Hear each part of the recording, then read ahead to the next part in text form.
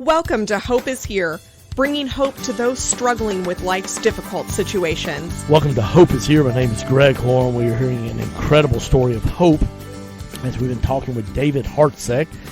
And David, just like a lot of kids and their teenagers, just kind of having fun, getting a little mischievous, driving fast, a little partying was involved in just a really bad car accident, just a miracle from God that he was even alive, had just massive injuries, but fortunately was able to lie. But at one point, eventually, the doctors and he realized that he was going to have paralysis from the waist down, and yet instead of becoming bitter, he chose to get better, and he chose to trust God and draw closer to God. And yesterday was just a powerful program. If you missed it, I want to encourage you to check out that 14-minute program. You can go to our website, hopeisheretoday.org.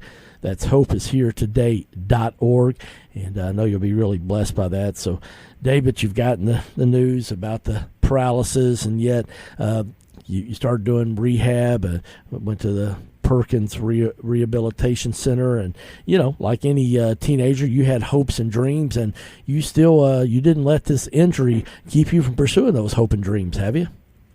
No, I still had them, but I didn't know how I was going to achieve them.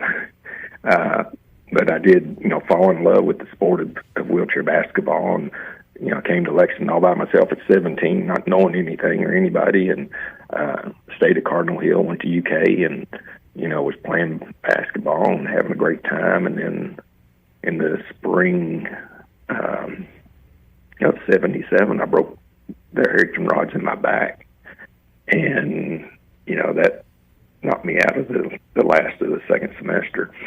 And I didn't get to take finals, and I had to take a medical withdrawal. So, I went through that surgery and come back, and, I still wanted to stay in Lexington and everything, and wanted to play ball.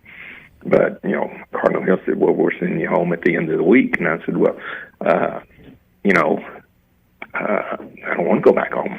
I worked as a young kid in tobacco farming, and had a little meeting with Jesus out there and told him I didn't want to do that. A little side note on that, 30 years later, I'm doing computer work for, farm service agency, which supports the farmer that grows his tobacco, so God has his way of, putting a hand in there. But, I came in and, I was here in Lexington by myself. They told me I had a week. And I said, well, can you give me 2 and I can find me a job and apartment and stuff and everything?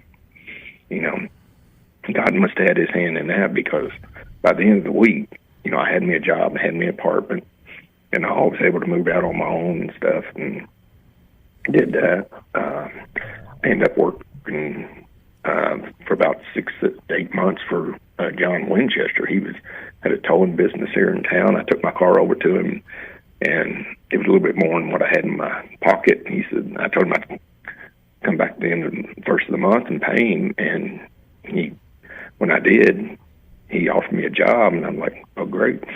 So I started working there. It seems like I never had a, hard time finding a job, or nor was I able without a job. Even though I was in a wheelchair, I was still able to do it. And, I felt that, the blessing was there. May not always faithful to it, but I knew that the blessing was there, and worked for him for a while. And I remember being interviewed at Central Baptist like 3 times in a row. And they kept offering me a weekend job and stuff and everything and good pay. And I was like, well, I play basketball on the weekend, And then their final offer said, well, if we make it full-time, would you do it? And I said, well, sure. I have to rearrange my schedule, which I did for 10 years, and got in there and, worked there at Central Baptist, working all different shifts, double shifts, and all, how it is in hospital work. There's always someone coming in. So, and I did the switchboard work there. And they always needed someone to answer it. And being single at the time, I was able to, make it fit my schedule and stuff. And so I was doing real well there, and, got into more sports. And come summertime, I didn't have anything else to do, so I was I started road racing and everything, and this year is my 39th consecutive year doing the Bluegrass 10,000 downtown. So if anybody's not busy on the 4th, I'll be down there, for the 39th time, and my goal is to make it 40, and once I hit 40, I may make it 45 times.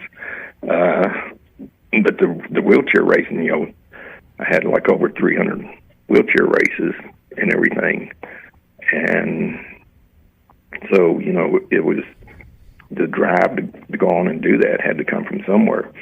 All the training and everything goes on, and then I was still working full time. I got married in 92, and, after my wife at the time, after several attempts with artificial insemination, and it didn't work after 2 miscarriages, we decided to adopt. And, now I'm a father of 2 beautiful daughters from China. They're now 26 and 23 years old, so, they're out on their own, and, we've been very blessed with that. Felt like I was leading, a full life. I got into tennis once after 10 years at Central Baptist. I went into, made a little trip to Florida for spring break and come back and just told my buddy, I says, I'm going to make a change. And he's like, what? I said, yeah, I'm going to make a change. I don't know what it is. And sure enough, a lady from church offered me a position with, USDA. And it was 9 to 5 and no weekends. And I was like, well, that's great. That's right up my alley. So once I got to working there, I started playing tennis in the summer when I wasn't racing, and, got into doing a lot of teaching and doing a lot with organizing the game and stuff, wheelchair tennis, tournament director, and, did several camps and stuff, and then was hired by Lexington, Cincinnati, and, just come up and run their tennis program, wheelchair tennis programs and stuff. So, and I was still doing the racing and playing the basketball. And, in 2008, we won the national championship for our division. And, that was really great there, and I just felt like, and it was kind of funny because at the start of the season, I had a feeling that, we had a good team. I didn't know how good, but, when we won the national champion, beating the top 4 teams by a total of 4 points, I says, we're all excited and everything about that, but when you reflect back on it, I says, how many times has that ever been done, So I knew God was with us and carrying us and stuff. And, it's been in my later years in life. I retired in 2020 after working 33 years with the USDA as a computer specialist, which is a fantastic job and opportunity and everything. I was able to, go through and check off all my boxes that I wanted to achieve in life. I own a house, I have a, decent car, and I got 2 beautiful daughters, and, we had a dog through those years and stuff and everything. But, even though my marriage didn't work out, I felt, God was still with me and carrying me and everything.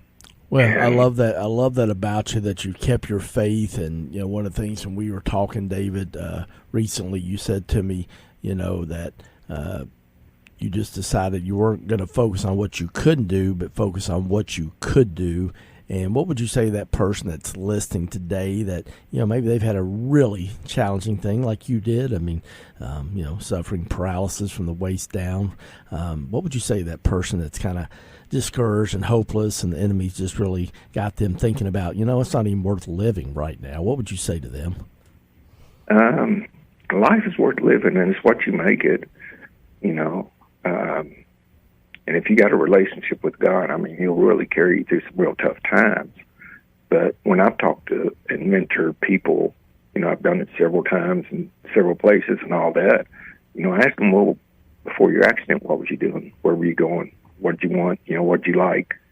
And I said, it's still no different. You may be, seated in your position on how you do it, and you do it on wheels. I said, but with today's technology, I said, there's a lot of resources and thing out there and people that are willing to help. With the ADA laws and stuff, that it helps qualified people get in the door and everything. I mean, when I was injured, there wasn't no ADA. And, I figured as long as I wouldn't do anything illegal or immoral, or, I was doing okay and stuff. But in the later years that I reflect, I've seen a lot of times that, God opened doors that, I didn't dream of. Well, I heard Rick Warren say one time many years ago, he said, your greatest wound will become your greatest ministry.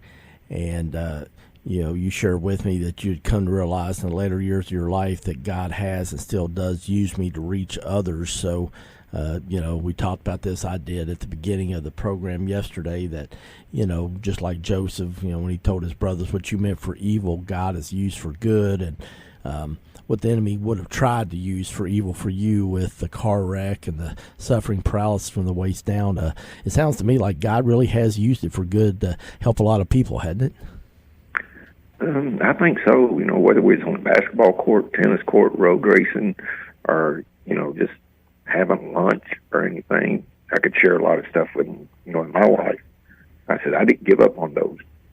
And I said, it felt really good, really blessed. I could go back and say, this is what I wanted to do, and this is what I've done. And I always tried to focus on my ability and not my disability, and use it to the maximum extent that I could, and everything, and the list of accomplishments and all that and everything. I think I was reviewing those, and I was like, wow, God did have a hand in that, because I didn't think, I had the thought at one time, who's going to want to depend on, somebody that's in a chair, and anything like that. But I didn't give up, something inside of me just didn't give up, my hopes and dreams and my faith. I think what started, at a young age with a little faith, it's grown in, now to where, I've been to several different churches, when I came to Lexington and all. But, I've been with Bethel Harvest Church for 10 years now, and in Bible study for 5 years. And when I look at that and, learning and everything, I said, I didn't learn all this stuff when I was young and stuff and everything. When I got older, I got busy and everything. And, I was there whenever I could when I was in town or something. But, it didn't feel like a commitment to me. It was something you did when it was at your convenience, which, a lot of people may do it, still that way. It's whenever it's at their convenience. But now, if I don't go or if I miss a meeting or something, it feels like, wow, I missed something. Well, I love that. I love your faith in God, and man, you're just an inspiration to me and so many, many other people.